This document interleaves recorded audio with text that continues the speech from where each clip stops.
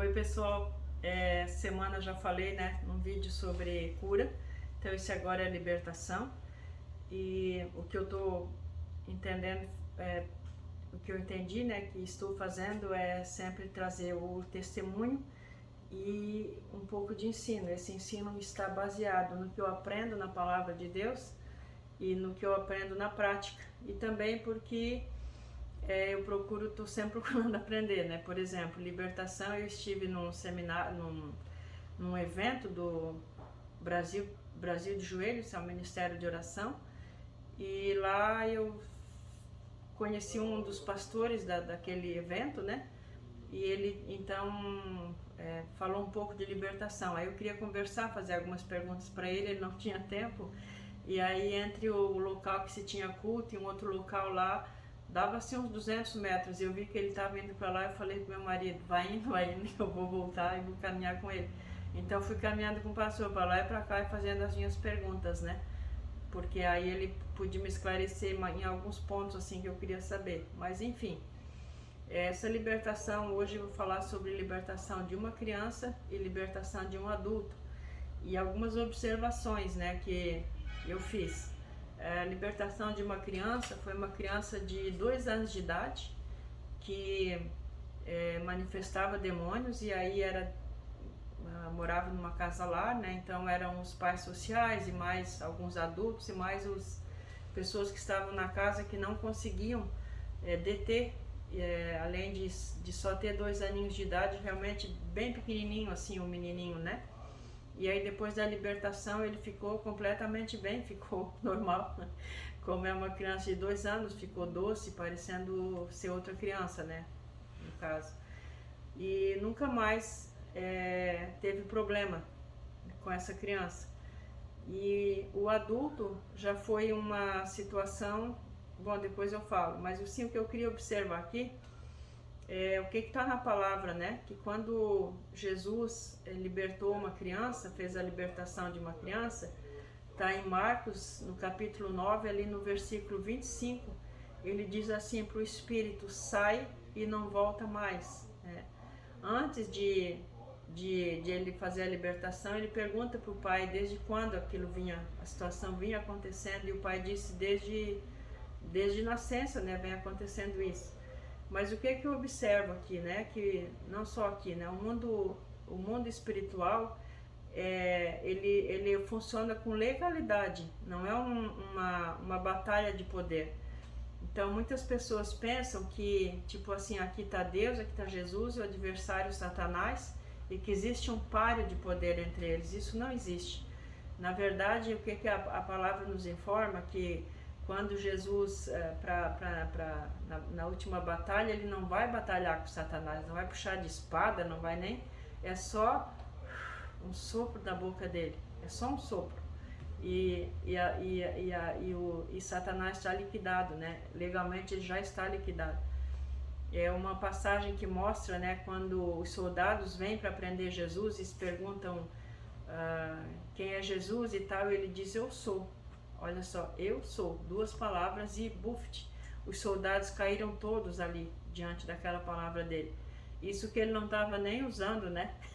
O poder que ele queria, porque ele disse que ninguém tirava a vida dele, ele mesmo a dava. E nós sabemos que ele deu a vida porque ele queria dar em nosso favor. Ele nunca foi vencido em nada e nunca vai ser vencido por treva nenhuma, né? A vitória que Satanás tem está em cima do espaço que nós, seres humanos, demos para ele, né? Então, quando Jesus fala para esse demônio, vai, não volta mais, eu noto em muito ministério de libertação, que faz a libertação e diz para o demônio sem direito de retorno.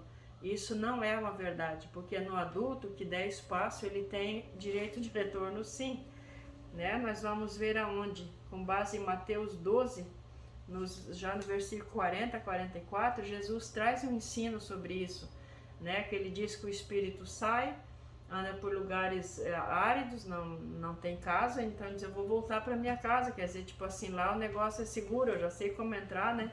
Já sei como fazer, já entrei uma vez, vou tentar de novo. Qual é o ladrão que não vai tentar roubar num caminho que ele já conhece os detalhes?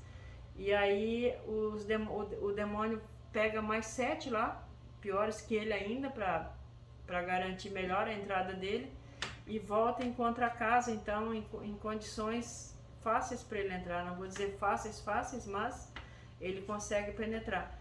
Então, por que Jesus disse? Porque a criança não tem escolha, ela não tem... esse demônio que entrou na vida dela, entrou pelos adultos, entrou por outras portas que ela não tem condições de fechar. Então, nesse caso da criança, que eu saiba, eu não sou assim uma expert na Bíblia, né? Eu leio e estudo todos os dias, tenho muito amor, me alegra demais ler a Bíblia, não é só uma obrigação, né? Mas que eu saiba, é a única passagem que Jesus dá uma ordem expressa, uma proibição para o demônio não voltar mais. Então, só que os adultos, mas a Bíblia ela não tem contradição, né? Então eu não posso expulsar demônio de um adulto e de proibir, não volta mais, porque se ele encontrar o direito, ele vai voltar. É o que a Bíblia está dizendo, né? Que se a porta não for fechada, né? Se ele encontrar as condições que ele precisa, ele vai entrar de novo. Mas enfim, é o que eu quero assim trazer disso de ensino, disso que eu observo, né? Porque no caso da libertação do adulto, que eu vou contar agora, não vou dar muitos detalhes para a pessoa, né? Mesmo ela ouvindo, eu não vou dar nome, mas não se sentir exposta. Mas eram os dedos do pé, era mais ou menos assim como tá a minha mão, ó.